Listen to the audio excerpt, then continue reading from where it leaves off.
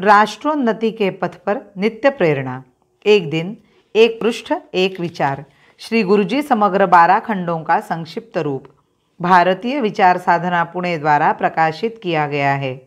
मैं डॉक्टर श्रीमती स्वाति सदानंद गोडबोले इन विचारों के एक पृष्ठ को प्रतिदिन वाचन के माध्यम से आप तक पहुंचाने का प्रयास कर रही हूं। यह प्रकाशित विचार हमें प्रतिदिन प्रेरणा देते रहेंगे। आज दिनांक 13 जनवरी का विचार, शांति के लिए सामर्थ्य। जब हम विश्व का सही प्रकार से अध्ययन करते हैं तो हम इस सरल निष्कर्ष पर पहुंचने के लिए बाध्य होते हैं कि हमारे स्वतंत्र तथा समृद्धिशाली राष्ट्रीय जीवन के लिए एकमात्र आधार अजेय राष्ट्रीय सामर्थ्य ही है। एक ऐसा सामर्थ्य जो आक्रामक शक्तियों के हृदयों में आतंक उत्पन्न करेगा तथा अन्य राष्ट्रों को हमसे मैत्री संबंध प्राप्त करने के लिए उत्सुक बनाएगा।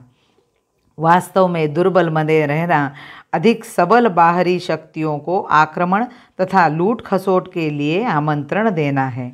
चर्चिल ने द्वितीय विश्व युद्ध को अनावश्यक युद्ध बताया था, क्योंकि इंग्लैंड तथा फ्रांस जर्मनी को प्रारंभिक स्थिति में ही सुगमता से रोके रख सकते थे तथा युद्ध को बचा सकते थे यदि उन्होंने साहस तथा ऐसा करने के लिए आवश्यक शक्ति का परिचय दिया होता, किंतु वे असिद्ध तथा दुर्बल बने रहे और इस प्रकार उन्होंने जर्मनी की युद्ध भावना को प्रोत्साहित किया। अस्तु सबल होना ही शांति का यथार्थ मार्ग है। आज भी हम देखते हैं कि अमेरिका तथा रूस समान रूप से शक्तिशाली होने के कारण उनमें से कोई भी विश्व युद्ध का खतरा उठाने के लिए तैयार नहीं है। दोनों के पास विश्वनाशक मिसाइल है तथा दोनों को ही विदित है कि अणुयुद्ध से उनमें से कोई भी जीवित नहीं रह सकेगा। क्यूबा का प्रकरण हमारे लिए अत्यंत शिक्षाप्रद है। रूस ने क्यूबा को गुप्त रूप से अपनी मिसाइलों का अड्डा बनाकर अमेरिका की सुरक्षा को आघात पहुंचाने की चेष्टा की, किंतु अमेरिका द्वारा तीव्र तथा त्वरित कार्यवाही ने रूस की चेष्टा को रोक दिया तथा संसार को आगामी विश्वव्यापी संघर्ष से बचा लिया।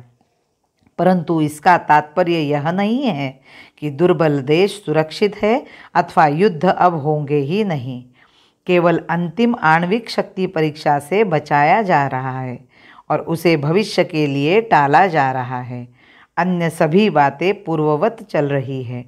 हम बहुधा अपने देश के बुद्धिमान व्यक्तियों को ऐसा आश्वासन देते हुए पाते हैं कि किसी विदेशी शक्ति द्वारा हमारे साथ युद्ध का खतरा मोल लेने के बारे में चिंता नहीं करनी चाहिए, क्योंकि ऐसा होने से संपूर्ण मानवता एक आणविक संघर्ष के लपेटे में आ जाएगी।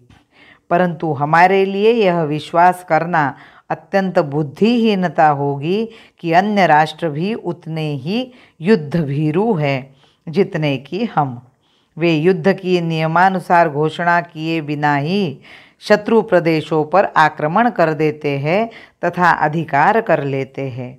युद्ध की घोषणा किए बिना ही पाकिस्तान द्वारा कश्मीर एवं कच्छ में तथा चीन द्वारा लद्दाख एवं नेफा में अपने देश के विशाल भूखंड हथिया लेने का ज्वलंत उदाहरण हमारे सामने है। इसी प्रकार की कहानी आज भी इंडोचीन तथा अन्य स्थानों में दोहराई जा रही है। जग नहीं सुनता कभी दुर्बल जनों का शांति प्रवचन, जग नहीं सुनता कभी दुर्बल जनों का शांति प्रवचन। सिर झुकाता है उसे जो कर सके रिपुमान मर्दन, सिर झुकाता है उसे जो कर सके रिपुमान मर्दन, कर सके रिपुमान मर्दन। भारत माता की जय। वंदे मातरम।